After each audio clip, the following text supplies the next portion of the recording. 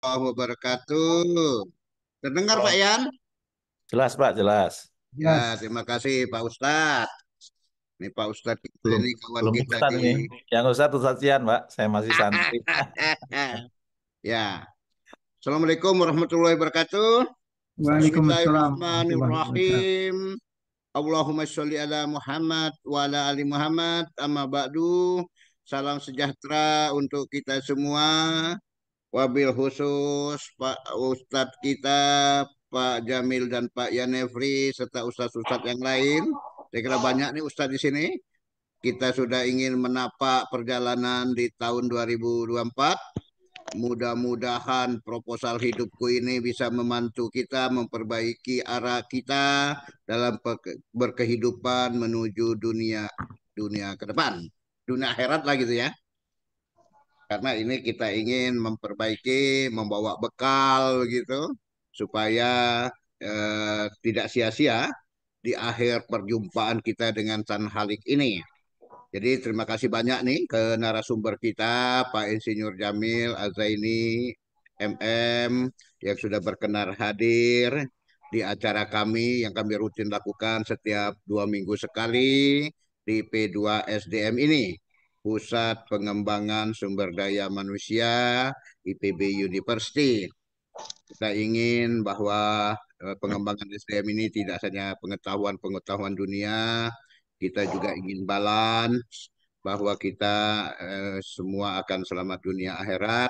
Maka P2 SDM IPB University selalu melakukan kegiatan-kegiatan saling nasihat, menasehati untuk kepentingan dunia dan keselamatan di akhirat nanti.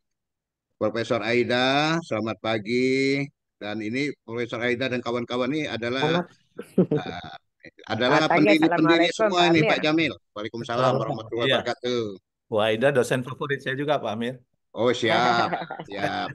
Saya kalau Pak Jamil ini sering ketemu di masjid ini, masjid kita di Gunung Gede ya Pak ya. Ya, betul. Ya, jadi Terima P2, kasih Pak Jamil. ya. Terima Jadi kasih, banyak Pak. profesor juga nih Pak Jamil di kita ini di dalam Ya. acara kita yang sudah mulai hadir sekitar 50 orang. Biasanya mencapai 100 lebih nanti di pertengahan begitu ya. Nah, mudah-mudahan P2 SM ini terus jalan. Bu Aida P2 SM SK-nya keluar dilanjutkan. Berkat Alhamdulillah, berkat Alhamdulillah. doa Bu Aida begitu ya. Tapi ada 4 pusat yang dikeluarkan, tidak di apa lanjutkan karena tumpang tindih dengan direktorat. Misalnya direktorat halal, pusat halalnya dikeluarkan gitu. Tidak dikeluarkan SK-nya. Jadi alhamdulillah nih doa kawan-kawan semua pusat pengembangan sumber daya manusia untuk kita-kita sesama alumni, sesama kawan-kawan untuk bisa saling tukar pikiran karena nasihat menasihati ini bisa jalan terus dengan baik dan tentunya atas izin Allah Subhanahu wa taala. Wabil khusus saya sapa juga para sahabat villa, kawan-kawan kita, Bapak Ibu sekalian yang dimuliakan Allah, yang sudah punya waktu luang untuk kita saling mendengarkan. Terima kasih banyak begitu. Ini adalah pertemuan-pertemuan oase kita Pak Jamil. Kita ingin bahwa yang kita diskusikan ini berlandasan Al-Qur'an dan hadis. Nah, ini sudah sangat wanti-wanti kita Pak Jamil. Pertemuan kita ini betul-betul itulah pegangan kita. Dua kitabullah itu.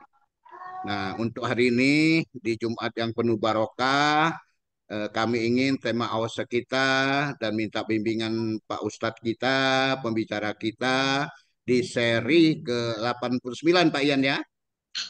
Seri ke-89 ini dengan kajian Tuhan, maksudnya Allah ini Bu Aida. Tuhan, inilah proposal hidupku. Jadi saya juga ingin memperbaiki proposal ini supaya kembali dengan bagus kehadiran Allah Sang Pencipta. Husnul Sekian itu khotimah pengantar. ya. Iya Bu, Tumanina. Siap. Jadi ini saya kira pengantar saya. Semoga Allah selalu mencurahkan rahmatnya kepada kita semua melalui majelis ilmu yang dalam hal ini selalu istiqomah Pak Dr. Yanefri ini. Saya mintakan terus gitu ya. Selama kita punya waktu, yuk kita selalu melakukan silaturahmi dengan dakwah-dakwah virtual. Saya kira nanti Pak Jamil boleh jelaskan ini nilainya sama nggak nih tatap muka dengan khotbah tatap muka ada orangnya, tatap muka bervirtual kan gitu ya Pak Jamil ya. Interpersonal communication channel bervirtual itu kan berubah ini. Nah, mudah-mudahan nanti ada pencerahan juga nih dari Pak Jamil ini. Jadi proposal hidup ini mengingatkan ini tidak harus fisik berada sama-sama tatap muka gitu Pak Jamil ya. Jadi mohon juga nih masukan-masukannya. Sekira itu pengantar saya Pak Jamil dan kawan-kawan. Billahi taufik wal hidayah. Wassalamualaikum warahmatullahi wabarakatuh. Silakan Pak Dr. ya. Waalaikumsalam warahmatullahi wabarakatuh. Terima kasih Pak Dr. Amiruddin Saleh, Kepala P2SDM IPB. Bapak dan Ibu semuanya, insya Allah segera kita mulai. Banyak memang profesor di sini hadir ya. Juga ada Profesor Puji Mujono, ada juga teman-teman kita dari Universitas Jenderal Sudirman, juga teman-teman dari berbagai daerah lainnya, dari Payakumbuh, Kubang, dan sampai daerah timur biasanya Ustadz Jamil nih hadir di acara kita ini. Dan memang hari ini yang ke-59. Dan dulu 89 Pak. 89. Ya, dekat 89. Dulu Pak Jamil hadir juga bersama kita Bapak dan Ibu pada OAC yang ke-8. Dan semenjak itu banyak permintaan dari jemaah mohon dihadirkan kembali beliau dan begitu padat agenda ya. Jadi 4 tahun kemudian baru dapat jadwal lagi kita nih. Alhamdulillah. Terima kasih banyak Mas Jamil. Jadi hari ini dengan apa namanya di sela-sela aktivitas yang sangat padat. Jadi Mas Jamil, Bapak dan Ibu semua, satu hari itu bisa Zoom 4 kali ya.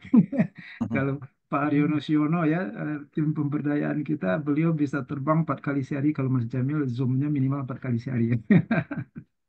Baik Bapak Ibu, insya Allah hari ini seperti tadi disampaikan Pak Amir, kita akan membahas satu topik yang sangat luar biasa. Karena awal tahun memang sengaja kami pilihkan, jadi awal tahun 2024 ini, satu agenda yang semua orang memerlukan, yaitu tentang rencana. Namun rencana ini ternyata begitu luas, dan kita akan kupas bersama beliau, narasumber kita. Beliau adalah Insinyur Jamil Az-Zaini MM, dan seperti kita-kita yang lain mungkin banyak juga di sini ya, alumni IPB juga mungkin ya. Beliau S1-nya di IPB, S2-nya di IPB, dan banyak sekali amanah disampaikan atau dipercayakan kepada Ustadz Jamil Az-Zaini, antara lain uh, Kubik Leadership, Kampung Henning, Tafis Leadership, Tafis Property, Akademi Trinal, Stephen Jenerik, dan komisaris di beberapa perusahaan. Bapak Ibu juga paling pasti sangat familiar ya dengan dompet duafa. Beliau adalah dewan pengawas di dompet duafa. Bapak Ibu jika ingin banyak menggali tentang apa pemikiran Pak Jamil, buku-buku sudah begitu banyak beliau taruh di Gramedia ya, dan semuanya bestseller Bapak Ibu. Untuk hari ini, Tuhan inilah proposal hidupku ini sudah terbitan kesekian kali. Jika Bapak Ibu berminat dengan tulisan ini, mudah-mudahan masih ada di Gramedia. Tapi kemarin teman-teman saya cek katanya sudah kesulitan cari buku ini ya. Mudah-mudahan ada penerbitan berikutnya. Baik Bapak Ibu, kita bersama beliau ini, dan untuk apa namanya ya, jika ingin komunikasi lanjut dengan Mas Jamil, kalau kita ada OAC sekarang sudah ke-89, beliau juga ada kajian rutin ya setiap hari Sabtu pagi. Insya Allah nanti saya infokan. Atau Pak Dani juga ada di sini. Mungkin nanti bisa infokan tentang linknya jika ingin ikut lebih lanjut dengan beliau. Baik, silakan Pak Jamil. Mungkin waktu kita hanya 30 menit. Mudah-mudahan setelah itu kita ada sedikit waktu diskusi dengan beliau. Silakan. Terima kasih Pak Yan. Baik. Assalamualaikum warahmatullahi wabarakatuh. Assalamualaikum Waalaikumsalam warahmatullahi wabarakatuh. Allahumma sholli ala sayyidina Muhammad wa ala sayyidina Muhammad. Pak Amiruddin, mohon izin.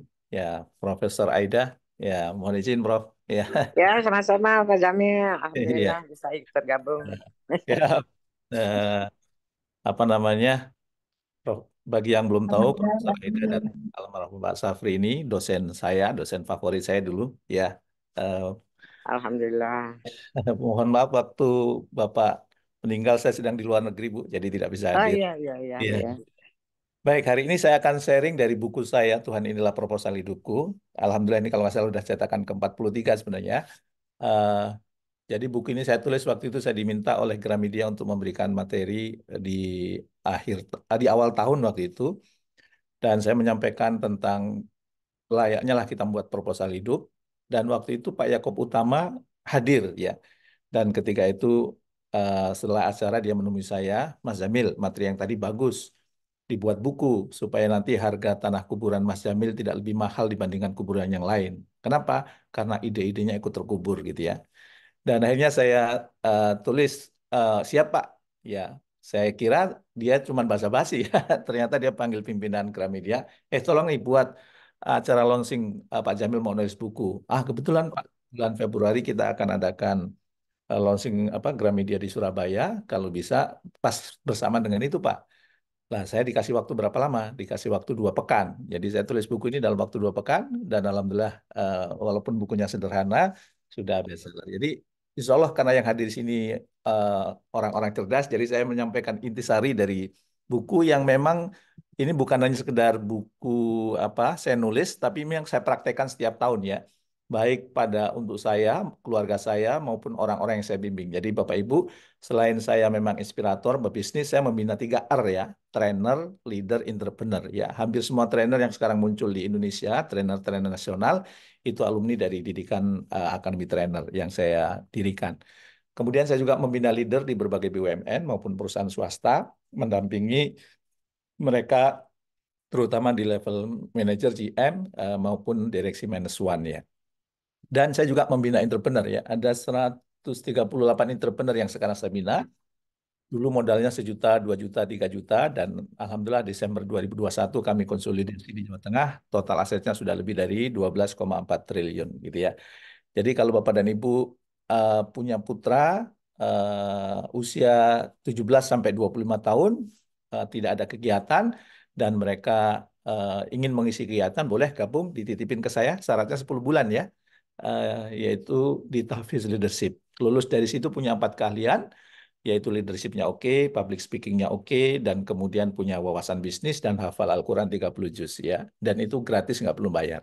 Wah nanti kurang gizi, insya Allah gizinya dijamin. Wah nanti dijadikan alat mencari sumbangan, insya Allah nggak nyari sumbangan ya. Dibiayai dari keuntungan-keuntungan bisnis yang kami jalani maupun dengan mitra-mitra kita. Jadi silahkan, kalau sekarang sudah angkatan ke-10, jadi sudah 10 tahun. Nah, Tuhan inilah proposal hidupku ini juga saya berikan kepada mereka untuk kemudian membuat proposal hidup. Ya, kenapa? Karena kalau menurut saya setiap acara besar itu perlu proposal. Ya, Agustusan ya maupun Disnatalis itu perlu proposal ya. Yang itu acaranya paling berlangsung ya 1 bulan 2 bulan gitu ya. Bagaimana dengan hidup Anda yang jauh lebih penting dan lebih lama, tidak bulan tapi tahunan gitu ya. Menurut saya kita perlu membuat proposal ya. Pertanyaannya pernahkah Anda membuat proposal hidup gitu ya. Jadi kalau bagi saya eh, ya perbandingannya itu lah untuk ada acara kegiatan yang pendek-pendek aja kita membuat proposal, masa untuk hidup kita yang lebih panjang tidak membuat proposal. Nah, maka saya pagi hari ini mengajak kita semuanya membuat proposal. Apakah proposal jaminan sukses? Ya, saya mendampingi banyak tadi trainer, leader, entrepreneur. Apakah mereka semua yang buat proposal jaminan sukses? Tidak juga, ya. Tetapi banyak manfaatnya kalau kita membuat proposal hidup ya. Setidaknya yang pertama itu dapat pahala niat, ya kan? Karena merencanakan kebaikan sudah dicatat pahala, maka rencanakanlah yang besar supaya pahalanya besar gitu ya. Jadi kalau kita punya target yang menantang di dalam proposal itu dituangkan supaya apa? Supaya pahalanya besar ya. Itu pertama, dapat pahala niat karena kita berniat untuk melakukan banyak kebaikan di muka bumi ini dan kita tuangkan dalam bentuk proposal. Yang kedua, itu tahu skala prioritas ya. Karena dengan membuat proposal kita tahu mana yang menjadi fokus kita dan skala prioritas dalam beraktivitas. Jadi kalau kita eh, tidak semua ajakan orang kita jawab iya, iya, iya, iya. Atau ajakan orang kita tertarik. Kenapa? Karena kita sudah tahu kemana hidup kita mau kita tuju. Kemana kita akan menuju kehidupan kita di dunia ini. Dan yang berikutnya tentu tahu yang perlu diasah. Ya, dengan tahu apa yang perlu diasah, maka berpeluang untuk menjadi ahli. Ya, karena apa? Karena kemudian kita asah terus ya keahlian yang kemudian yang ada dalam proposal kita, dan saya yakin bahwa ahli itu mengundang rezeki. Jadi kata guru saya, Jamil, binatang apa yang kamu sukai? Dia nanya saya. Saya bilang kupu-kupu. Kalau kau suka kupu-kupu, jangan pernah kau kejar kupu-kupu itu. Karena belum tentu kau tangkap, dan kalau toh ketangkap bisa rusak tuh bulunya, sayapnya. Terus bagaimana kalau saya cinta kupu-kupu? Kata dia, ciptakan taman bunga. Ya, kalau kamu menciptakan taman bunga, maka kupu-kupu itu akan datang. Dan taman bunga bagi manusia itu adalah keahlian gitu. Maka kalau kamu mau rezeki itu datang kepada kamu, maka ciptakan keahlian. Supaya apa? Kupu-kupu datang kepada kamu, rezeki datang menghampiri kamu. Ya, jadi tidak sepi order gitu istilahnya ya kalau ini, tapi banjir order. Ya, kenapa? Karena kupu-kupunya berterbangan datang. Dan itu salah satu yang mengundang adalah kalau kita ahli. Dalam bahasa agama kan setiap yang ahli diangkat derajatnya. Ya, Eh, diangkat derajatnya salah satunya melalui dilapangkan rezekinya gitu. Nah, itu kira-kira ya keuntungannya ya. Tidak menjadi jaminan berhasil karena yang menjamin itu tentu Allah ya. Tapi paling tidak Allah kan sudah mengatakan bahwa kita tidak akan berubah kalau kita tidak mengubah. Maka kita yang perlu mengubah diri kita. Nah, pertanyaannya, apa sih isi dari Tuhan inilah proposal hidupku? Kalau definisi saya, Tuhan inilah proposal hidupku itu berupa rancangan untuk menggapai kehidupan terbaik. Saya yakin di antara kita semua yang hadir di sini punya impian kehidupan terbaik, ya. Kehidupan terbaik yang ingin kita wujudkan di muka bumi ini, yang itu sesuai dengan maunya kita dan maunya Allah. Enak kalau gitu ya. Jadi proposal hidup itu dalam rangka supaya apa? Menselaraskan maunya kita dengan maunya Allah. Sebab kalau hanya maunya kita, boleh jadi kita tersesat, ya. Kalau hanya maunya kita salah jalan. Maka kita pun perlu dengan maunya Allah. Rancangan untuk menggapai kehidupan terbaik yang sesuai maunya kita dan maunya Allah. Nah, pertanyaannya, bagaimana Pak cara menyusunnya? Ya, supaya rancangan hidup kita ini selaras Pak antara maunya kita dengan maunya Allah. Isi proposal hidup itu seperti apa sih Pak? Ya, nah di dalam buku proposal hidup yang saya tulis itu setidaknya ada 5 poin yang saya bagikan poin-poinnya pada kesempatan pagi hari ini. Yang pertama, sadari bahwa kita adalah semuanya masterpiece. Tidak ada produk gagal. Allah ketika menciptakan kita, lahir ke muka bumi, sidik jari kita beda. Miliaran penduduk bumi ini sidik jarinya beda, DNA-nya beda. Berarti kita ini diciptakan spesial. Kita diciptakan khas. Orang kembar sekalipun tidak mirip banget. Pasti di dalam rupanya itu ada perbedaan-perbedaan. Ya, bukan hanya rupanya, sifat dan perilakunya pun ada perbedaan. Ya. Kita ini adalah masterpiece. Maka supaya kita sadar bahwa kita masterpiece di dalam proposal hidup itu, kita tulis dulu, temukan dan tuliskan aslinya atau genetiknya kita. Ya, genetik itu misalnya jenis kelamin kita, saya laki-laki, golongan darah itu genetik, ya, mesin kecerdasan itu genetik, saya orang feeling, ya, mungkin sebagian Anda ada orang sensing, thinking, intuiting, ya, feeling atau insting gitu. Kalau saya orang feeling, tahu nih, oh ternyata saya aslinya adalah orang feeling. Orang feeling itu kelebihannya ini, kekuatannya ini. Kita rinci, oh aku tahu kelebihanku, oh aku tahu kekuatanku. Karena kalau kita sudah tahu kekuatan dan kelebihan kita, insya Allah ya kita tahu mana yang perlu diasah. Ya Allah itu sudah memberikan kelebihan kepada kita.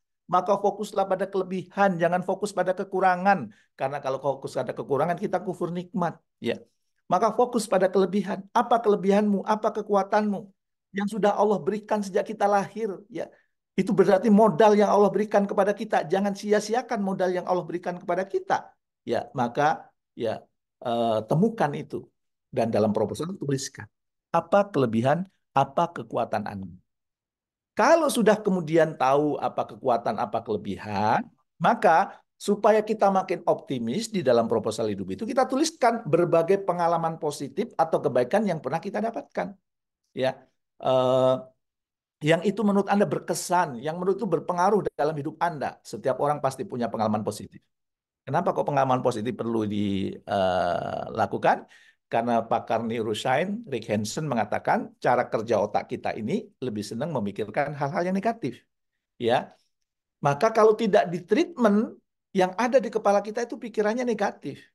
Maka perlu ditreatment. Salah satu bentuk treatmentnya apa? Kita mengingat pengalaman-pengalaman positif. Sehingga cara kerja otak kita akhirnya didominasi oleh hal-hal yang positif.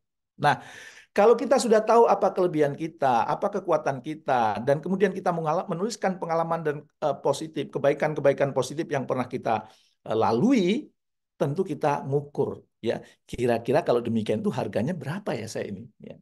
Saya suka sedih ya kalau ada orang datang, Pak, saya nggak punya modal apa-apa, Pak. Gimana saya mau sukses, Pak?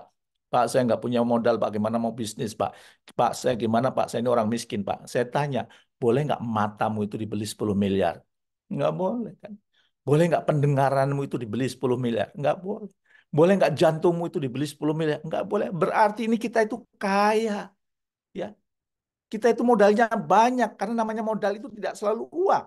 Ya, otak kita, pikiran kita itu, mata kita, pendengaran kita, tangan kita, kaki kita ini miliaran bahkan mungkin triliunan. Ya, dengan pengalaman-pengalaman yang kemudian kita jalani, maka Anda perlu menentukan kira-kira berapa harga diri Anda itu. Ya, nah ini yang pertama tuh. Oh, aku sudah tahu kelebihanku. Oh, aku punya pengalaman baik. Oh, aku ternyata dikarunia oleh Allah yang luar biasa. Coba dihitung. Kira-kira berapa harganya? Tidak ada harga. Saya yakin kalau Anda normal, Anda sehat, nggak mungkin yang mengatakan harga saya itu puluhan juta, ratusan juta. Bahkan mungkin harga Anda miliaran, bahkan mungkin triliunan. Ya, kenapa? Karena begitu berharganya Anda dalam hidup. Itu yang pertama, bahwa kita adalah masterpiece. Ya, kita ini produk unggulan dari Allah. Ya, perlu disadari supaya kemudian kita punya modal untuk mengoptimalkan diri kita. Clear ya? Itu yang pertama. Yang kedua, kalau sudah sadar, oh aku tahu kelebihanku, aku tahu kekuatanku, oh aku punya pengalaman-pengalaman baik yang seperti ini. Hargaku mahal loh. Kalau hargaku mahal, aku nggak mau melakukan pekerjaan-pekerjaan yang murahan loh. Aku nggak mau pekerjaan-pekerjaan yang kemudian cemen ya, remah rengginang ya, gitu ya. Maka aku akan melakukan hal-hal yang itu terbaik. Maka di bagian kedua di proposal hidup itu tetapkan prestasi terbaik yang ingin Anda raih. Ingat ya, prestasi. Jadi saya bukan aliran Anda ingin punya mobil mewah, Anda ingin punya rumah mewah, Anda ingin jabatan tinggi. Bukan, itu bukan aliran saya. Ya, aliran saya itu apa prestasi terbaik yang akan Anda kontribusikan. Kalau dalam bahasa saya di buku pertama saya Kubik Leadership, saya membagi istilah dua, yaitu to have dan to be. Kalau Anda ingin punya rumah mewah, mobil mewah, jabatan tinggi itu to have. Ya, hidup bukan untuk mengejar to have, tetapi untuk mewujudkan to be. Saya mau jadi apa, prestasi apa yang mau saya kemudian saya kontribusikan, prestasi apa yang mau saya hasilkan. Karena pada hakikatnya saat kita meningkatkan to be kita, to have-nya akan ikut. Dalam bahasa Betawi gini, lu kagak usah mikirin to have. Sebab kalau to have lu pikirin, lari dia. Tapi kalau to have lu cuekin, to have ngejar-ngejar ente. Nah, gimana supaya dikejar-kejar? Kita punya to be. Kita kita perlu tahu saya ini mau jadi apa, dan dengan jadi apa itu prestasi-prestasi apa yang kemudian saya kontribusikan, prestasi-prestasi apa yang kemudian saya hasilkan, prestasi-prestasi apa yang akan saya tinggalkan di muka bumi ini. Dan nggak usah khawatir, begitu Anda punya banyak prestasi, maka to have-nya itu akan ikut. Gitu ya. Nah, maka yuk, to be atau prestasi yang kita perjuangkan sekaligus sebagai noble purpose kita. Bahwa kita terlahir ke muka bumi itu memang untuk itu. Ya. Dan sekaligus kita bisa jadikan legacy, jadi peninggalan yang berarti bagi hidup kita. Ya, legacy itu sampai kemudian pasangan hidup kita bangga, ya, begitu kita meninggal, istri kita akan datang, ya. Suamiku, aku tidak menyesal menjadi wanita di balik keberhasilanmu. Aku bangga dengan kamu, ya gitu. Anak-anak kita juga akan bangga. Bapak, sampai kapanpun nama Bapak aku letakkan di nama belakangku karena aku bangga dengan Bapak. Ya, kenapa bangga? Karena banyak legacy yang ditinggalkan di muka bumi ini. Ya, dan jangan lupa, selain kemudian prestasi-prestasi itu sebagai noble purpose kita, yang menggunakan noble purpose kita, sebagai legacy kita juga menjadi bekal pulang ke kampung yang abadi. Ya, jadi pulang kita sudah punya bekal gitu. Ya, oh ini yang aku persembahkan. Walaupun kita semua tahu ya bahwa yang menyebabkan kita masuk surga bukan karena amalan kita, tapi karena rahmat, cinta, dan kasih sayang Allah. Dan kita berharap rahmat, cinta, dan kasih sayang Allah itu hadir ketika apa? Ketika kita punya banyak prestasi yang kita persembahkan kepada Allah, ya, yang itu memberi manfaat kepada penduduk bumi. Maka di bagian kedua proposal hidup itu, Anda perlu menetapkan apa prestasi terbaik yang ingin Anda raih, apa prestasi terbaik yang ingin kemudian Anda persembahkan untuk muka bumi ini. Maka pertanyaan saya, nah, apa prestasi terbaik yang Anda tinggalkan di muka bumi? Yang itu sekaligus sebagai noble purpose, legacy, dan menjadi bekal pulang ke kampung yang abadi. Silahkan direnungkan ya. Kira-kira apa ya prestasi terbaik yang mau saya tinggalkan ya? Ya. Kalau di keluarga saya eh, awal tahun, ya akhir tahun kemarin tanggal 31 Desember, orang pada pesta kembang api di rumah saya presentasi. Prestasi proposal hidup. Salah satunya ini, apa prestasi terbaik yang mau kamu torehkan di muka bumi, yang sekaligus itu bisa menjadi pulang bertemu dengan Sang Maha Kekasih. Saya presentasi, anggota keluarga saya presentasi, dan kemudian kita saling memberi masukan.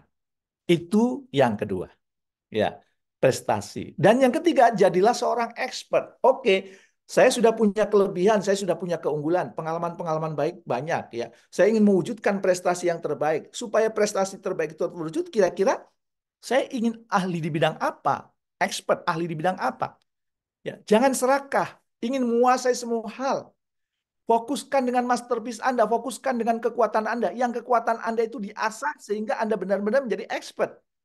Ya, jangan serakah dengan keahlian, ingin ahli ini, ahli itu, ahli ini, ahli itu. Ya, kalau kata Malcolm Gladwell, kalau ada orang yang ahli semua bidang, yakinlah dia tidak ahli apapun. Ya, maka Anda menentukan saya ini mau ahli di bidang apa ya, yang akan saya tekuni banget ya, yang itu akan menguatkan saya ya, dan itu membantu saya tercapainya prestasi saya. Kira-kira apa expertnya? Kenapa? Ya, dan Anda perlu memilih fokus pada kegiatan yang syaratnya 4 nih. Keahlian yang perlu Anda pilih ya. Yang pertama itu Anda kuasai ya, dan Anda ingin ahli di bidang yang Anda tekuni itu ya. Yang kedua itu Anda cintai ya. Yang ketiga itu dibutuhkan masyarakat, karena kalau nggak dibutuhkan ya nggak laku ya. Tadi Pak Amiruddin mengatakan juga kalau nggak dibutuhkan bisa ditutup tuh. Ya, tapi kalau dibutuhkan eh, maka kemudian Pak, itu bisa memberi penghasilan buat kita. Nah, kalau Anda mau milih jadi expert ya Pak Mamat ya, maka pilih sesuatu yang Anda kuasai dan cintai. Ya, ahli, Anda ingin ahli di situ, hal itu Anda cintai, dan kemudian Anda itu apa yang keahlian Anda itu dibutuhkan oleh banyak orang dan kemudian menghasilkan. Itu expertise. 4 ya, kuasai dan cinta. Kuasai dan Anda ingin ahli di situ, Anda cintai, dibutuhkan, kemudian menghasilkan. Dan maka pertanyaannya, apa expertise yang Anda pilih? Kira-kira apa expert yang Anda pilih? Anda itu mau ahli di bidang apa? Ya, ya, Pak Ian mau ahli di bidang apa? Posdaya, pemberdayaan wanita, pemberdayaan apa? Nah, gitu Pak Ian ya. Kira-kira mau ahli di bidang apa? Ya, sehingga nempel keahlian kita, keahlian di diri kita. Dan supaya makin ahli juga, apa? Ya, maka kita perlu mengasah expertise ya. Itu menjadi prioritas kita. Waktu kita, energi, termasuk kalau mau ikut training, ya training yang berhubungan dengan ekspertis kita. Menyediakan waktu yang baik untuk melatih ekspertis kita. Ya, itu kalau kita sudah menetapkan ekspertis, maka Anda perlu punya komitmen untuk kemudian menghabiskan waktu, energi, dan dana untuk itu. Yang kedua, carilah guru. Ya, kalau istilah saya itu ada guru expert, ya guru yang memang ahli di bidang yang kita tekuni. Kalau Anda mau ahli dalam urusan pengentasan kemiskinan, maka cari guru yang ahli urusan pengentasan kemiskinan. Ya, kalau Anda ingin jadi inspirator, ingin jadi trainer, maka cari orang yang ahli urusan trainer kan. Ya, dan kemudian jangan lupa juga cari guru spiritual supaya ada yang membimbing kita ya. Dan kemudian cari guru kehidupan ya, yang itu sekaligus menjadi mentor kita, menjadi coach kita ya. Eh, apa namanya juga menjadi konsultan kita, menjadi sparring partner kita gitu. Ya, itu akan mempercepat kita untuk semakin expert dan kemudian keahlian kita akan cepat meningkat. Maka ya, dan jangan lupa juga Anda punya kelompok mastermind ya, yang mendorong Anda untuk meningkatkan expertise Anda. Saya kebetulan punya beberapa kelompok mastermind ya, yang itu kami ketemu secara berkala untuk kemudian mendiskusikan hal-hal yang berhubungan dengan expert kita masing-masing, yang berhubungan dengan prestasi terbaik yang mau kita wujudkan di muka bumi ini, saling mendukung satu dengan yang lain. Nah, kali ini sudah enak nih. Ini adalah nomor 1, 2, 3 ini. 1 tadi apa? Kita adalah masterpiece. 2 itu adalah prestasi terbaik. 3 adalah jadi seorang expert. Ini adalah jangka panjang kita. Ya. Tapi kita hidup di tahun 2024. Ya. Maka sempurnakan hidup Anda mulai sekarang nih. Mulai tahun 2024. Apa yang perlu disempurnakan? Ini penting nih. Ya. Apa target utama Anda pada tahun 2024? Saran saya kalau buat target jangan banyak-banyak. Ya. maksimum 3. Ini pengalaman saya. Semakin banyak Anda membuat target, maka semakin eh, apa namanya sulit untuk tercapai. Tapi kalau Anda fokus pada 3 target utama, insya Allah target-target kecil yang lain itu akan mudah tercapai. Ya, nah target itu sesuatu yang terukur dan pencapaian terbaik Anda pada tahun 2024 ini, tahun ini. Misalnya kalau saya di tahun 2024 ini, saya ingin bisnis saya ada di 200 kota dan saya punya pasukan 8.000 ya di tahun 2024 ini ya. Jadi menambah bisnis saya yang sebelumnya. Apa namanya? Dan setelah dihitung-hitung, diproyeksi insya Allah deh 200 cabang itu terwujud di 31 Desember 2024 tahun ini ya. Dan saya punya pasukan ya, pasukan yang bisa digerakkan untuk mengembangkan bisnis itu sekitar 8.000 orang. Insya Allah yakin ya. Optimis gitu ya. Walaupun sekarang ya apa namanya baru sampai berapa itu? Ya baru sekitar 400-an ya. Tapi insya Allah ya dengan saya membentuk tim ya yang tangguh ya dalam tahun ini kami punya 200 cabang dan 8.000 pasukan. Ya itu misalnya target termasuk apa? Ya, saya tahun ini sudah mulai punya ingin pusat apa ya training center gitu ya. Kalau kemarin pindah-pindah ngisi training ke sana kemari dari satu hotel ke hotel lain gitu ya. Di tahun ini saya ingin punya tempat yang itu memang pusat kegiatan pengembangan SDM. Bukannya ini PPSDM ya Pak Yan ya. Ini pengembangan SDM, terutama trainer, leader, entrepreneur. Itu target saya di tahun 2024 ini. Ya. Dan jangan sekedar hanya angka. Kalau Anda ingin powerful, maka Anda perlu mengapa target itu penting bagi Anda. Mengapa target itu penting bagi saya? Apa maknanya target itu buat saya? Ya. Kenapa itu saya perlu mencapai target itu? Nah, itu perlu dirumuskan. Ya. Kalau itu dirumuskan, kita jadi lebih semangat, kita lebih bergairah gitu. Nah, yang berikutnya juga adalah ya Anda perlu merenungkan apa dampaknya apabila target tersebut tercapai. Bagi saya apa, ya, bagi orang-orang tercinta, bagi istri saya gimana, bagi anak saya gimana, bagi komunitas saya gimana. Setiap kita kan pasti punya komunitas ya. Dan kemudian apa dampaknya setelah mati? Ya, kira-kira kalau program itu berjalan, apakah ada dampaknya setelah mati bagi kehidupan saya nanti? Ya. Ah, itu powerful. Banyak orang yang membuat resolusi, banyak orang yang membuat target, semangat di awal tahun, melempem di tengah jalan. Kenapa? Karena dia tidak ngasih makna itu. Tidak tidak punya jawaban mengapa target itu penting buat saya. Apa dampaknya buat saya, keluarga saya, buat komunitas saya, bahkan apa dampaknya di kehidupan saya setelah nanti. Kalau itu punya, insya Allah itu akan powerful. Nah, maka termasuk apa sikap dan perilaku positif yang Anda hadirkan pada tahun 2024 ini. Apa ya sikap dan perilaku positif yang perlu saya hadirkan supaya apa? Supaya target saya di tahun 2024 itu tercapai. Yang itu akan membantu tercapainya 1, 2, 3 di proposal yang kita tulis tadi. Ya, prestasi terbaik tercapai, kemudian apa namanya ekspertis kita juga tercapai, itu kira-kira. Dan yang terakhir, yang kelima itu adalah sempurnakan lingkungan Anda. Maksudnya lingkungan Anda itu apa? Ya, orang rumah itu pendukung utama. Ya, makanya kalau di rumah saya itu akhir tahun kita kumpul, ya baik di rumah, kadang di hotel atau di penginapan gitu ya. Kalau tahun ini kami milih ke rumah, di rumah, ya. Karena ada yang perlu bed rest. Jadi saat kemudian presentasi di rumah itu dia bisa sambil tiduran kan ya, nggak dibawa kemana-mana gitu. Orang rumah itu pendukung utama, maka presentasi gondong. Ya, proposal hidup Anda itu dipresentasikan sehingga istri Anda tahu, putra-putri Anda tahu, keluarga besar Anda tahu mau kemana hidup kita ya di tahun 2024 dan selanjutnya. Termasuk saya jadi tahu, oh anak saya di 2024 dan selanjutnya mau ke situ toh. Ya, saya jadi tahu, oh ternyata ya anak bungsu saya itu di tahun 2024 mau ke sana. Dan akhirnya apa? Istri kita mendukung saya, mendukung anak-anaknya, kemudian istri-istri mereka juga mendukung, ya, dan kemudian saya juga mendapat dukungan, ya, lengkap gitu. Itu orang rumah pendukung utama Anda, perlu dong diberitahu proposal hidup Anda. Dan orang terdekat dan terpercaya tahu proposal hidup Anda. Jadi jadi urutannya ini setelah kemudian saya presentasikan di rumah proposal hidup saya, dapat masukan dari istri, anak, menantu, ya. Kemudian saya sempurnakan. Begitu saya sempurnakan, saya kirim tuh ke mastermind saya, kemudian saya kirim juga ke guru-guru saya, ya, saya kirim ke sahabat-sahabat saya untuk minta dukungan, ya.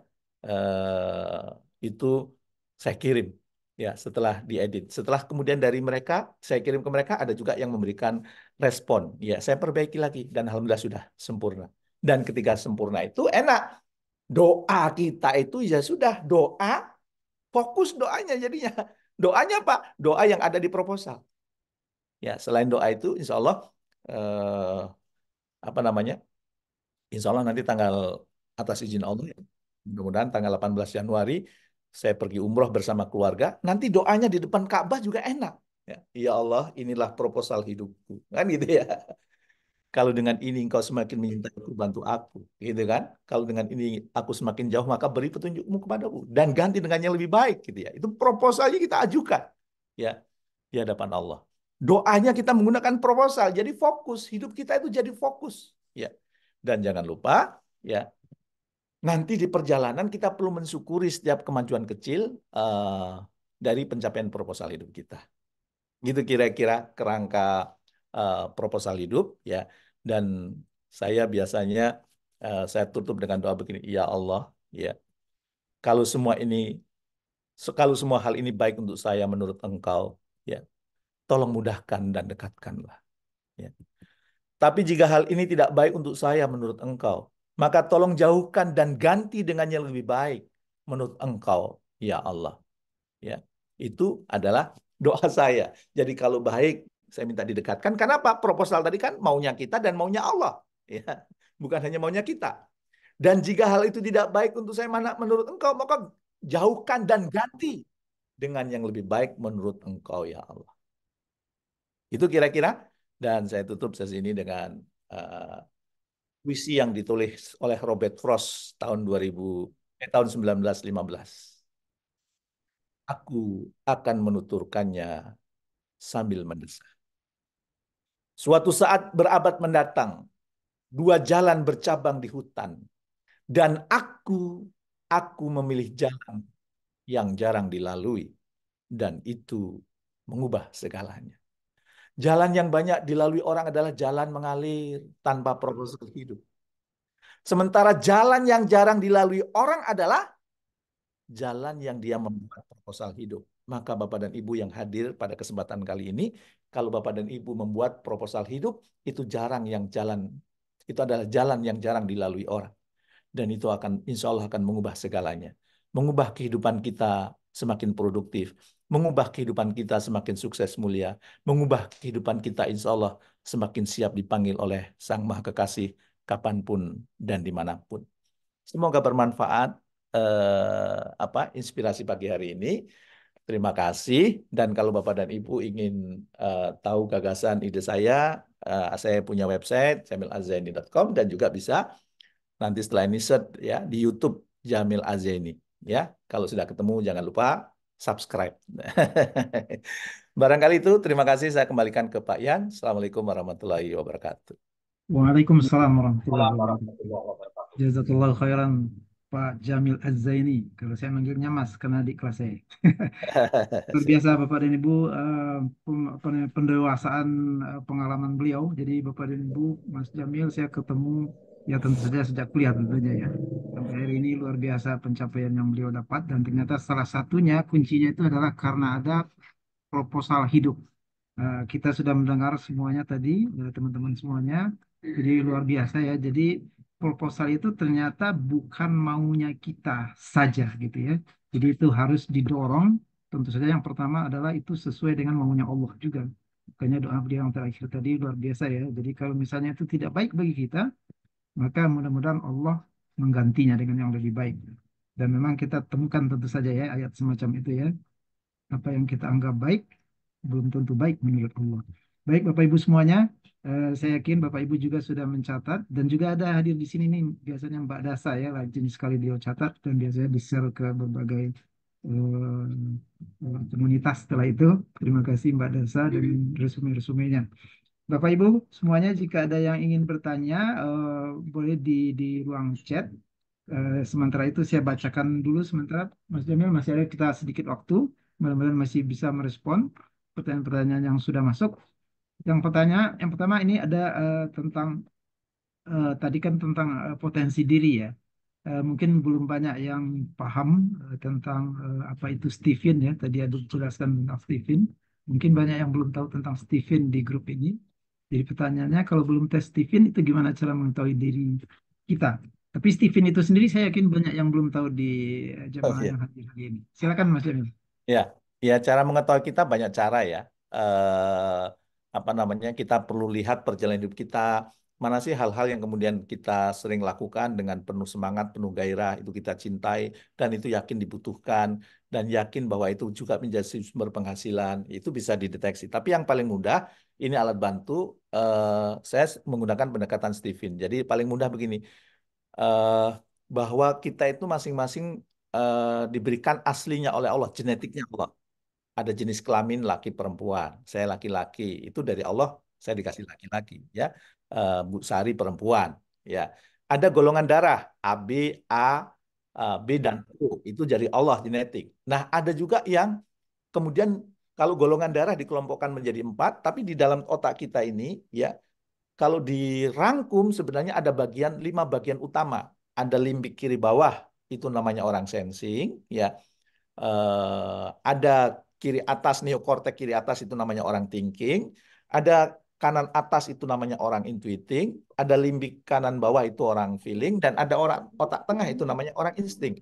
Nah, kita tahu bahwa eh, setiap kehidupan itu pasti ada pemimpinnya. Kalau pemerintahan ini di Indonesia presiden, kalau kerajaan raja. Di tubuh kita juga ada pemimpinnya. Pemimpinnya itu adalah otak kita gitu ya. Nah, otak kita itu tergantung mana yang dominan gitu. Saya orang feeling, orang kiri, orang kanan bawah ya. Maka cara kerja saya supaya kemudian lebih optimal harusnya menggunakan cara feeling, ya kan? Cara berinteraksi saya, cara berbisnis saya, cara berkeluarga saya dan alhamdulillah sih saya mempraktekkan itu ya. Apa namanya? Baik dalam pendidikan keluarga, baik dalam bisnis maupun pendidikan anak, maupun kemudian ketika saya belajar saya menggunakan kelebihan yang Allah berikan kepada saya itu feeling dan alhamdulillah jadi lebih lebih lancar gitu ya. Jadi eh, kira-kira pengelompokannya begitu. Ya, kalau saran saya sih, kalau Anda yakin dengan itu, ya silahkan tes. Pak, saya nggak terlalu yakin. Silahkan. Yang paling penting itu bukan tesnya. Yang paling penting Anda tahu apa kekuatan Anda, apa kelebihan Anda gitu ya. Kalau saya kebetulan sudah meyakini karena sudah mempraktekkan dalam hidup saya, baik dalam bisnis, keluarga, learning dan sebagainya dengan pendekatan Stephen tadi. Ya, anak pertama saya itu orang feeling. Nah, maka sekolahnya pun, ayo sekolah yang berkaitan dengan feeling. Ya, jurusannya sosial, waktu kuliah psikologi gitu ya. Anak kedua saya anak thinking setelah dites. Oh, maka sekolahnya A1 waktu kuliah di Berlin, di Jerman, dia ngambil energi terbarukan gitu ya. Oh, orang anak saya sensing nih. Yang ketiga, keempat tuh sensing. Berarti dia harus banyak nyontoh orang, banyak studi banding, ya. Eh, dan cocok kalau kemudian dia juga bisnis. Maka anak saya yang nomor 4 kuliah di IPB di sekolah bisnis, ya. Itu karena mengembangkan menggunakan itu. Ya, anak saya yang terakhir intuiting, ya. Dia maunya jadi pengusaha. Ya udah, kuliah apa namanya? Kuliahnya pun kuliah berbasis pengusaha ya. Tidak saya sekolahkan di kuliah negeri bahkan ya di sekolah kampus bisnis Umar Usman gitu ya. Itu untuk apa? Itu mengembangkan sesuai dengan potensinya dan alhamdulillah tumbuh dengan sangat baik. Kira-kira gitu Pak ya. Jadi Stephen itu adalah singkatan dari sensing, thinking, intuiting, feeling, instinct ya. Itu pengembangan Jika tidak menggunakan itu, apakah ada alternatif lain, Mas Jamil? Pertanyaannya mungkin arahnya ke sana. Jadi, jika tidak eh, menggunakan mesin Stephen itu, apakah ada cara lain mengetahui potensi kita? cara lainnya itu mengidentifikasi apa yang kita sukai, apa yang menjadi kebiasaan kita, apa yang kita enjoy di dalamnya gitu ya. Yang itu murni dari hati kita sendiri. Jadi bisa kalau di buku Tuhan ini proposal hidup saya buat. Coba Anda identifikasi apa-apa yang ingin Anda kuasai, apa yang Anda cintai, dan kita apa yang dibutuhkan oleh masyarakat dan kira-kira mana yang menghasilkan. Perpaduan dari jawaban-jawaban pertanyaan itu biasanya menjadi kekuatan kita gitu. Baik, Eh, mungkin begitu ringkasannya untuk Ibu yang bertanya ya. Nah, ini pertanyaannya sangat banyak, Mas Jamil. Jadi saya angkat satu lagi pertanyaan yang melalui chat. Setelah itu boleh yang tadi ingin raise hand, Ibu Yustita dan ada Ibu Sari yang ingin raise hand. Mudah-mudahan waktunya kita masih cukup. Saya bacakan dulu satu pertanyaan lagi. yaitu dari Mas Afif ya. Mas Afif, eh, beliau ingin mengetahui bagaimana caranya supaya kita bisa tetap fokus dengan yang kita sudah tulis proposal itu, karena kendala itu selalu banyak ya. Jadi kendala itu selalu banyak. Nah, itu bagaimana cara mengatasi kendala-kendala itu? Kira-kira begitu inti pertanyaan beliau, Mas Yamin. Silakan. Nanti Mas Afif ya, kalau sudah dibuat proposal hidup dan kemudian sudah dipresentasikan dan proposal hidup itu memang benar-benar keluar dari lubuk hati yang terdalam, nanti akan terbiasa fokus. Apalagi dipresentasikan, berarti ada support system yang menjaga gitu. Ada support system yang mengingatkan. Saya karena istri saya tahu, anak saya tahu, menantu saya tahu bagaimana akhir hidup saya, kalau saya melenceng sedikit mereka mengingatkan. Ya, termasuk saya tahu proposal hidup anak saya, maka kalau anak saya melenceng saya ingatkan gitu. Nah, maka Mas Afif, langkah pertamanya coba buat proposal hidupnya sesuai dengan urutan tadi, presentasikan kepada anggota keluarga dan orang-orang yang Anda cintai. Setelah itu Anda juga cari guru expert, guru kehidupan, ya guru spiritual, Anda presentasikan juga di mereka, insya Allah itu akan terjaga. Jadi apa namanya, proposal hidup itu sebagaimana di awal saya sampaikan tadi itu melatih kita itu untuk fokus, melatih kita untuk kemudian tahu skala prioritas, melatih kita tahu mana yang perlu diasah.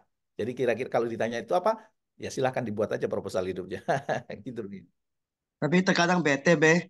Bete, Hah? mood-moodan, terkadang mood-moodan, terkadang Ya. karakter kan di pertengahan jalan ada sebuah masalah atau mood-moodan, mengatasi sikap lagi bete, lagi mood yang nggak baik itu kan mempengaruhi target-target pencapaian. Itu Ya. solusinya Kalau lain. kalau BT kadang bosen namanya manusia. Jadi selama Anda bukan malaikat, ya Anda manusia. Ya, Ya. kalau ya, apakah Pak Jamil pernah BT? BT tapi recovery-nya cepat, ya. Kenapa? Supaya Mas Afif nggak BT, coba kalau tadi punya target, dijawab dong pertanyaannya. Apa pentingnya target itu bagi kamu? Apa manfaatnya buat kamu? Dijawab pertanyaan, jangan cuma angka. Kenapa orang setelah di tengah jalan tuh bosen, BT? Karena buat target hanya sekedar angka, ya. eh, Tercapai sekian, tercapai sekian, tercapai sekian. Nggak ada maknanya angka itu. Ya, saya mau tanya, angka 19 Oktober buat Mas Afif apa? Nggak ada kan? Nggak bisa. Tapi buat orang tertentu tuh 19 Oktober adalah hari pernikahan saya. Di mana pada waktu saya bisa mencium kening seorang wanita yang selama ini haram menjadi halal. Misalnya gitu kan. Orang tuaku bangga, orang tuaku tersenyum ketika aku melakukannya kan. Maka bagi dia angka itu berarti. Begitu juga angka-angka target di dalam proposal kita itu menjadi berarti kalau dikasih makna, dikasih cerita. Ya, tadi saya sampaikan ke Mas Afif, saya tahun ini insya Allah bisnis saya ingin, saya berkomitmen mewujudkan di 200 kota, berarti ada 200 cabang, dan punya 8.000 pasukan. Apa itu maknanya buat saya? Maknanya kalau itu terjadi, saya bisa membantu orang ya terentas dari kemiskinan. Karena itu pasukan dan mereka hidupnya jauh lebih banyak. Bahkan di antara mereka yang kemudian menjadi miliarder. Di antara kemudian mereka bisa mengumrohkan orang tua. Di antara mereka kemudian bisa menyekolahkan anak di sekolah yang terbaik. Maka saya dapat kiriman pahala dari 8.000 orang itu dan 200 cabang itu. Maka saya semangat gairah. Ya. Kenapa? Karena itu bukan hanya sekedar angka 200, bukan hanya sekedar 8.000. Angka itu menyelamatkan kehidupan saya juga di akhirat. Bahkan ketika saya meninggal nanti, sudah tidak bisa beraktivitas, saya dapat kiriman pahala dari 200 orang itu insya Allah ya, atas izin Allah. Dapat kiriman pahala dari 8.000 orang itu. Yang 8.000 itu akan menularkan kepada yang lain. Dan itu bagi saya sangat berarti. Kenapa? Saya sadar bahwa amal saya tidak terlalu banyak. Maka saya ingin dapat kiriman amal itu dari 8.000 orang, dari 200 cabang yang saya dirikan di seluruh Indonesia. Jadi meaningful. Dan kalau angka itu tercapai, akhirnya apa? Proposal-proposal pengajuan kegiatan keumatan yang datang di rumah silih berganti bisa saya bantu. Kenapa? Karena insya Allah dengan itu ya hasilnya bisa cukup membantu banyak kegiatan. Dan itu jadi powerful, Mas. Ya, jadi enjoy, jadi seneng. Kadang capek manusiawi, kadang bosan manusiawi. Berarti selamat Mas Afi bukan malaikat. Ya, tapi itu perlu recovery-nya lebih cepat. Gimana? Kalau angka diberi makna, kalau angka dibuat cerita, bukan hanya sekedar angka. Itu kira-kira Mas Arif.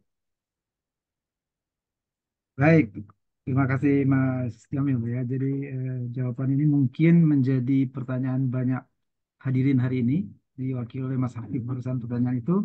Nah, saya berikan kesempatan sekarang kepada Ibu Sari. Boleh bersiap-siap setelah itu Bu Justita tadi ya, yang ingin juga raise hand. Silakan Bu Sari kalau bisa pertanyaannya to the point karena waktu kita sedikit. Silakan. Iya, terima kasih. Assalamualaikum warahmatullahi wabarakatuh. Babe, terima kasih. Kali ini bisa komunikasi langsung dengan Babe. Deh, pertanyaan saya to the point. Jadi, yang pertama tuh waktu untuk membuat proposal apa Babe setiap tahun, kemudian apa di bulan Desember, terus untuk merenungi itu semua kan butuh waktu. Nah, itu kira-kira berapa lama gitu, Beh?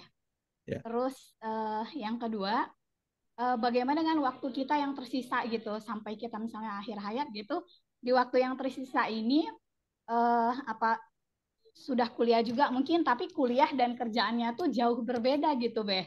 Nggak sesuai kerjaannya sama kuliah gitu. Terus kebetulan saya kerjanya di bagian pemerintahan dan jadi ikut alur ke pemerintah, tahu kita melihatnya seperti apa gitu untuk karir ke depannya. Yang ketiga, Beh, maaf satu lagi. Ini saya kan kebetulan sebagai single parent, jadi saya punya anak. Saya membuat proposal hidup anak itu mulai umur berapa gitu, setelah mungkin mengamatinya, melihatnya seperti apa. Begitu, Beh. Terima kasih. Ya. Oh ya, Ya, Beh, izin saya seorang thinking, Beh. ya. Ya, orang thinking banyak mikir ya. Iya. Ya, kalau di keluarga saya buat proposalnya setiap tahun, Mbak. Ya, yang nomor 1, 2, 3 tadi saya adalah masterpiece, prestasi terbaik, kemudian expert apa, itu kan untuk jangka panjang. Tapi ada yang dimulai dari sekarang. Dimulai dari sekarang itu misalnya tahun ini 2024. Jadi saya biasanya kalau membuat proposal itu perenungannya itu 3 harian ya. Saya buat, saya tinggal dulu, nanti direnungkan dulu, saya sampaikan dulu. Baru setelah itu saya presentasi, setelah mantep 31 Desember keluarga kami ngumpul dan saya sampaikan proposal hidup saya. Ya, ini saya kasih contoh proposal hidup saya ya, supaya mudah. Ya ini nih. Sorry. Ya. Eh, di dibuatnya anak saya juga buat ya, dan sebentar. Oh enggak bisa ya, sebentar, ini kayaknya perlu di clear dulu yang ini.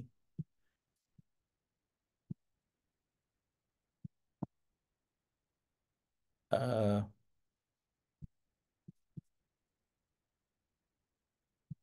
nih kalau sudah jadi proposal, judulnya ya Allah inilah proposal hidupku ya.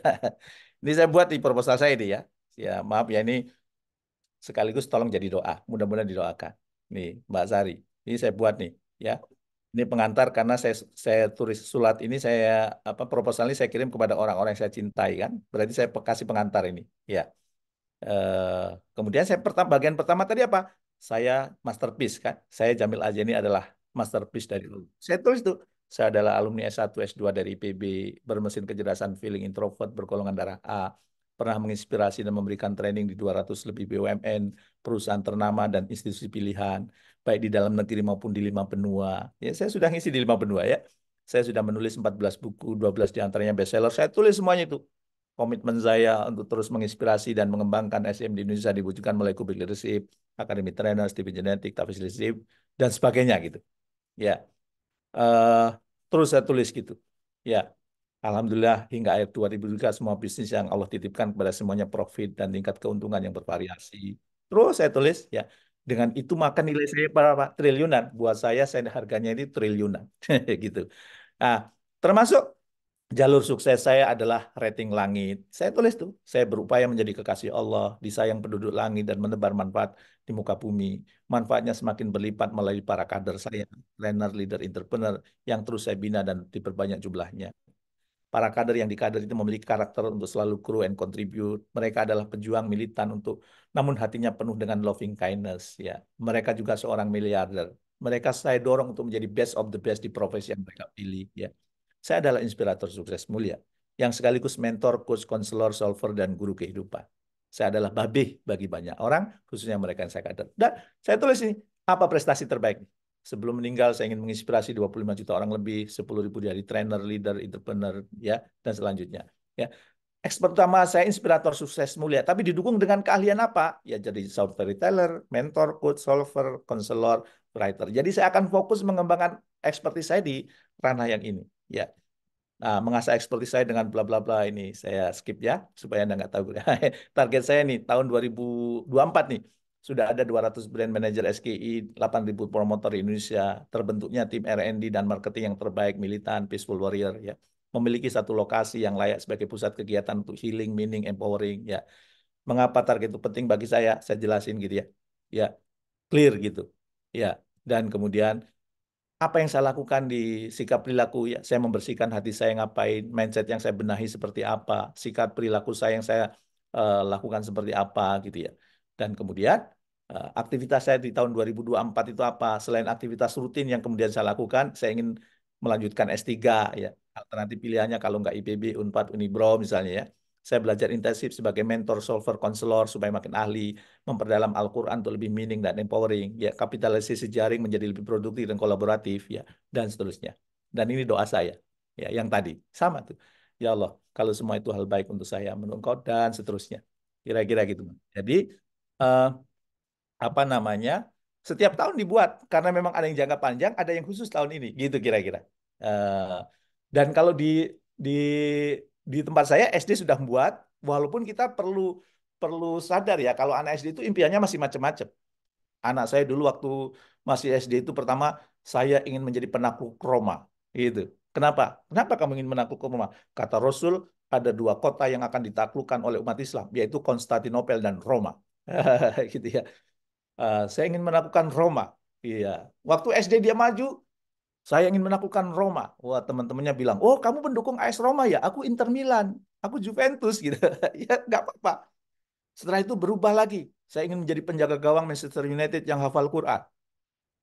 Masih SD tuh, berubah lagi. Ya, akhirnya waktu kelas 6 itu saya ajak umroh. Ya, sengaja waktu itu saya ajak nginep yang jauh. Ya, dia bilang, "Pak, kenapa nginepnya jauh sih, Pak? Kan kita biasanya di jam-jam tower, Pak. Kenapa ini jauh?" Nah, supaya kita terbiasa nginep di tempat yang mewah bisa, nginep di tempat yang biasa juga bisa. Ah, nanti kalau aku gede, saya akan jadi pengusaha. Kota Mekah ini saya beli. Sehingga kalau saya umroh, saya bisa nginep di mana aja. Nggak apa-apa masih SD. Dan itu pikirannya saya biarkan liar. Kenapa? Memang karena dia orang intuiting. Tapi begitu dia sudah usia 18 tahun, saya tanya, "Mantep, nak, kamu mau jadi apa?" Pengusaha. Ya sudah, sekarang jadi pengusaha gitu.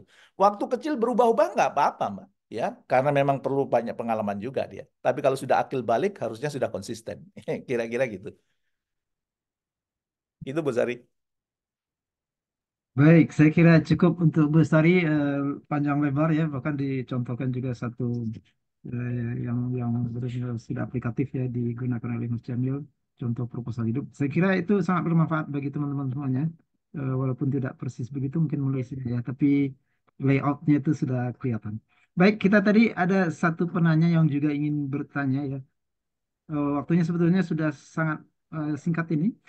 Tapi mohon Mas Jamil barangkali masih bisa stay 3 menit lagi ya.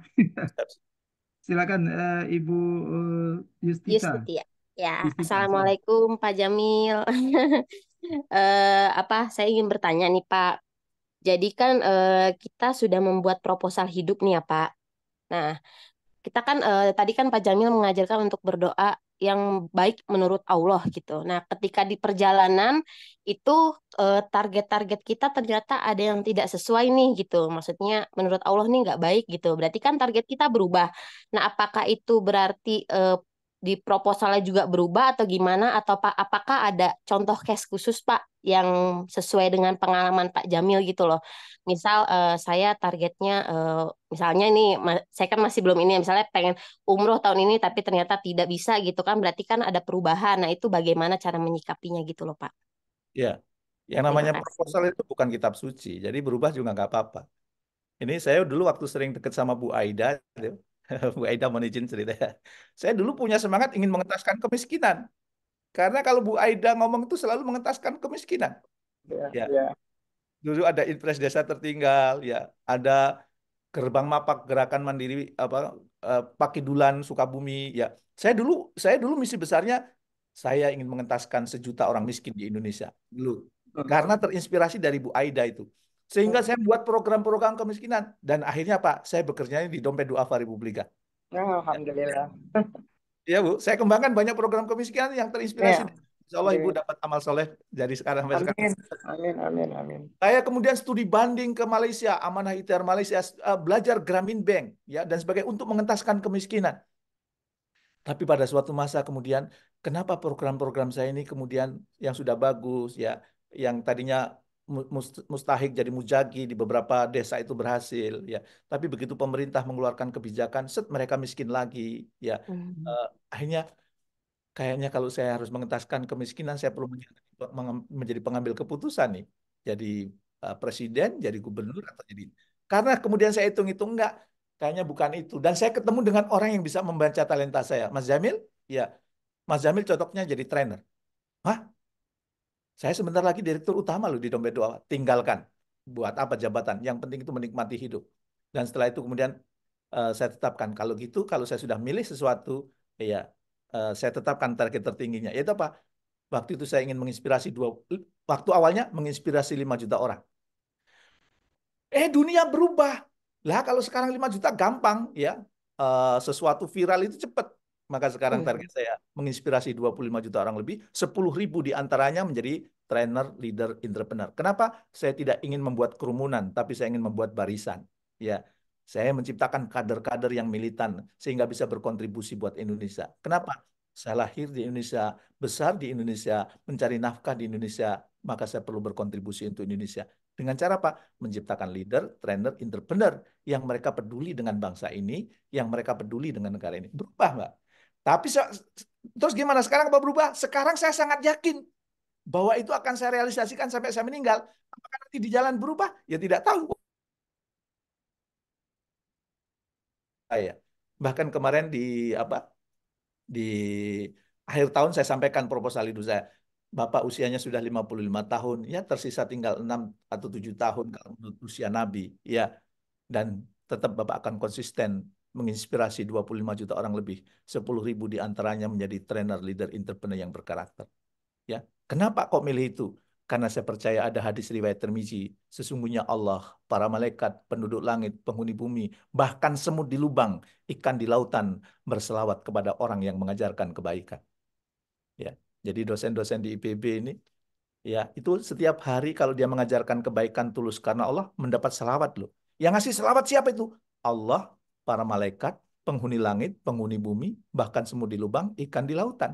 Jadi dosen itu bukan hanya sekedar ngejar bukan hanya sekedar ngejar nilai, bukan hanya sekedar jabatan. Kenapa? Setiap hari, termasuk Pak Amiruddin, ya, setiap hari kasih selawat. Sampai saya cari makna selawat. Gimana ceritanya Allah itu berselawat kepada orang yang berbagi ilmu. Ternyata penjelasan hadisnya itu Allah berselawat tuh ketika orang berbagi ilmu. Misalnya yang berbagi ilmu Pak Ian. Allah akan mengatakan di hadapan malaikat, aku bangga dengan hambaku yang bernama Ian. Dia sedang berbagi ilmu. Kemudian mendengar Allah bangga, kemudian malaikat mendoakan Pak Ian.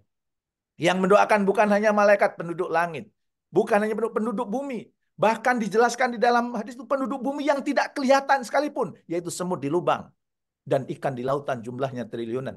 Maka bagi saya sekarang, karena saya punya kekuatan hadis itu, maka apa?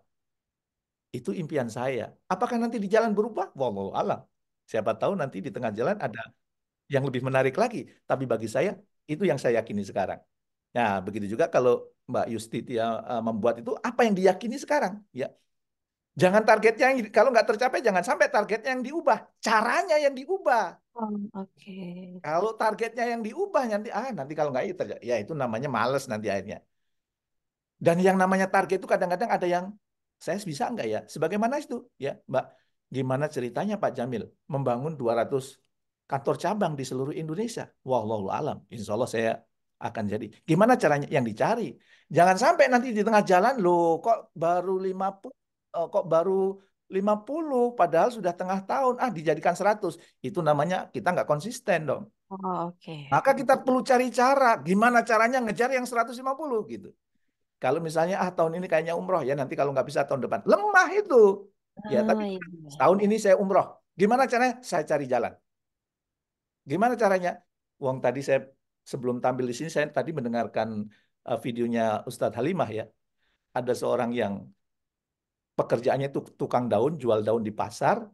Dia punya kalender, ada gambar makamnya Nabi, Masjid Nabawi, disobek sama dia, ditempel. Setiap pagi dia lihat foto itu. Ya Allah, aku ingin ziarah ke makam Nabi ya Allah dengan caramu ya Allah. Dilihat tuh. Nah, suatu saat Ustadz Halimah itu ngisi pengajian, ya, diminta untuk mengambil undian. Undiannya umroh. Maka Ustadz Halimah berdoa, ya Allah, aku akan mengambil undian ini. Aku tolong beri petunjukku, tolong berikan aku bimbingan, supaya yang terpilih adalah orang yang paling dirindukan oleh Rasulullah. Masya Allah. Bukan yang paling menirukan, tapi yang paling dirindukan oleh Rasulullah. Kemudian diambil, set, nama ibu itu muncul. Masya Allah. Ibu itu teriak. Dan akhirnya dia cerita pekerjaan tukang tukang daun. Ya, tadinya dia sudah berangkat mau jual daun ke pasar, ada temennya, mau kemana kamu? Mau maulid Nabi. Oh, yang hadir boleh undangan, yang hadir undangan ya? Enggak, semua boleh hadir. Dia nggak jadi pergi ke pasar, karena begitu mendengar nama Nabi, dia langsung tergerak, daunnya dimasukkan ke rumah, dia ikut pengajian. Dan akhirnya dia dapat door prize umroh. Cara Allah itu macam-macam untuk memberangkatkan kita. Jangan diubah targetnya, yang diubah caranya, gitu kira-kira. Iya. Baik, Kira-kira terima kasih Pak Jamil. sama. Jazakallah khairan Ustadz Jamil. Jadi, Bapak dan Ibu semuanya, kita mendapatkan site yang luar biasa ya bagi Bapak Ibu. Jadi memang proposal itu penting. Jadi semacam koridor ya, semacam sesuatu yang kalau kita punya tujuan itu akan mengarahkan seluruh sel kita mungkin gitu ya. Tidak hanya kaki dan tangan ya, semua sel dalam tubuh ini akan mengarah kepada sesuatu yang kita tulis. Apalagi kalau sudah diceritakan pada orang lain gitu ya. Baik Bapak Ibu untuk meng-closing Sebentar, Pak Yan, boleh saya tutup, Pak Yan? Boleh saya sampai? sebentar Mas Jamil, memang untuk closing ini sebetulnya ada 5 lebih pertanyaan yang sejenis. Jadi kalau bisa sedikit disinggung di closing itu, pertanyaannya adalah ketika kita presentasi ke orang-orang terdekat, justru mereka menolak gitu ya. Ternyata banyak juga pertanyaan gitu ya. Justru ada toksik di situ. Justru ada yang melunturkan semangat kita di situ ketika kita menyampaikan rencana-rencana itu. Mohon dalam closing Mas Jamil bisa sedikit disinggung hal itu. Terima kasih. Ya, ada 5 sumber penderitaan, Bapak Ibu. Yang pertama, menyesali masa lalu. Aduh, nyesel milih istri. Pasti menderita itu. Yang kedua, mengkhawatirkan masa depan. Gimana ya nasib P23 SDM ke depan? Ya, itu stres loh, Pak. Yang ketiga, tidak terima kondisi saat ini. Aduh, kok saya ditempatkan di sini. Yang keempat, tidak mau memaafkan kesalahan orang lain. Dan yang kelima, apa? Menyerahkan kebahagiaan Anda pada mulut orang lain. Maka ketika Anda presentasi ada yang negatif, ya nggak usah didengerin kalau yang negatif. Jangan serahkan kebahagiaan Anda pada mulut orang lain. Ya. Dan ingat ya, Allah sesuai dengan prasangka hambanya. Kalau kita membuat proposal, ya, dan itu kita ajukan kepada Allah, Allah sesuai dengan prasangka hambanya. Maka kalau Anda baca cerita-cerita tasawuf ya, dulu ada seorang tokoh gitu, yang dia itu pekerja keras. Begitu terdengar azan dia sholat, habis sholat dia ngomong, ya Allah hidupku kok gini-gini amat, kok harus kerja keras banget ya Allah. Aku mohon kepadamu ya Allah, saya kerjanya nggak usah keras-keras begini. Setiap hari tolong kau kirimkan aku 1 gelas susu, 2 potong roti tanpa harus bekerja. Itu yang ada di impiannya. Dan apa yang terjadi? Beberapa hari kemudian dia difitnah, dituduh mencuri dan dimasukkan ke dalam penjara. Dan dalam penjara setiap hari dia dapat 1 gelas susu, 2 potong roti tanpa harus bekerja. Hati-hati dengan perasaan kita. Maka kalau Anda sudah membuat proposal hidup, yakin bahwa Allah itu akan meridhoi. Dan kalau Allah tidak meridhoi, minta diganti dengan yang lebih baik dan minta dibimbing sama Allah. Kalau saya, ini sudah saya ajukan, saya kirim ke ustadz saya memberikan restu, saya kirim ke keluarga saya memberi restu, guru-guru saya memberikan restu, sahabat saya memberikan restu. Maka insya Allah 18 Januari besok saya bawa ke Tanah Suci bersama keluarga, di sana saya ajukan. Supaya saya yakin bahwa ini juga yang dimaui oleh Allah. Kalau Allah tidak mau, tolong diganti dengan yang lebih baik ya Allah. Itu cara saya untuk kemudian mensinkronkan apa maunya saya dan apa maunya Allah. Gitu. Dan terakhir, karena saya ingin menyampaikan khusus, Pak Yan boleh ya, kepada Bu Aida. Silakan, Maaf silakan ya Mas Bu Jamil. Aida, tidak datang ke rumah lewat online. Saya menyampaikan terima kasih ilmu-ilmu Bu Aida. Dan Sama. walaupun mungkin jarang ketemu, tapi doa saya terkadang terselip buat Bu Aida. Terima kasih. Amin, amin. Alhamdulillah wa syukurillah. Doa juga untuk Pak Jamil. Ya, alhamdulillah memang enak punya murid ya Bu ya. Iya baik Bapak Ibu semuanya. Pak Yan juga murid saya kan. Itu akhir dari pertemuan kita dan saya mendapatkan ilmu yang luar biasa memang dari Mas Jamil beberapa tahun lalu tentang proposal hidup ini dan saya memang coba tulis juga proposal itu pada umur 55 tahun saya mau begini begini begini nih dan hampir 60% saya kira ya dari yang saya tulis itu tercapai alhamdulillah. Terima kasih Mas Jamil atas panggilannya. Dan Bapak Ibu terima kasih kehadiran seluruhnya. Ini Mas Jamil adalah teman-teman kita dari mulai Aceh ini ada nih teman-teman kita dari Universitas Medan Area, dari UNAN, dari Purwokerto dan ya dari daerah timur juga banyak yang hadir. Semoga untuk OHC 90 kita dapat bersama kembali Bapak Ibu. Silakan isi daftar hadir bagi yang ingin diundang secara privat. Dan untuk Bapak Ibu yang ingin join lebih jauh dengan Mas Jamil, besok pagi itu jam 6 sampai jam 7 beliau akan mengisi eh, tidak ada tapi tidak ada apa Nanti. judulnya Mas Jamil untuk besok? Tidak ada tapi tidak ada nanti. Tidak ada tapi tidak ada nanti. Ini sangat relevan dengan apa yang beliau bahas hari ini. Kalau Bapak Ibu ingin mengetahui linknya, bisa tanya Mas Dani. Mas Dani juga ada dalam ruangan ini. Terima kasih sekali kehadiran Mas Jamil, Mas Dani yang luar biasa ya kemarin-kemarin bisa menjadwalkan Pak Jamil untuk bisa hadir ini hari ini bersama kita. Dan terima kasih Pak Saiful, tim P2SDM yang di sekretariat sudah menyiapkan acara kita hari ini. Silakan Pak Amir, mungkin ada sedikit yang mau disampaikan di ujung acara. Ya, terima kasih Pak Yan. Ternyata ini bukan kolonial saja ini. Zenial juga banyak nih anak-anak muda ya. Ada Indrawan juga dari Padang, dari kawan-kawan di tempat lain. Ini saya kira bagus nih sharing smart kita untuk menyemangati. Saya sepakat sangat dukung sekali apa yang dibicarakan Pak Jamil tadi ya. Sebenarnya Allah bilang niat aja udah dihitung pahalanya. Ya, nawa itu saja. Tapi kalau bagus membangun proposal, waduh alhamdulillah nih baik sekali. Saya catat besar itu ya tadi Pak Jamil bilang, jangan hanya angka. Jangan berkuantitatif gitu. Saya bagus itu. Karena sekuler pun ya ilmu sekuler pun menuntut kualitatif pun penting. Kalau perlu mix method gitu ya. Jadi mengapa gitu, dampaknya nanti apa, lantas kalau gagal mengapa gitu ya. Jangan cepat apa patah hati gitu.